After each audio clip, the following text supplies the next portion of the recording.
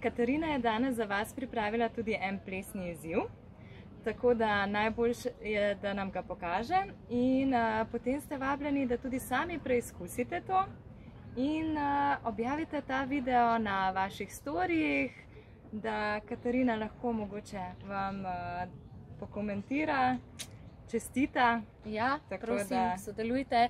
Zelo je kratek, tako da vam bo vzel zelo malo časa. Oder je to?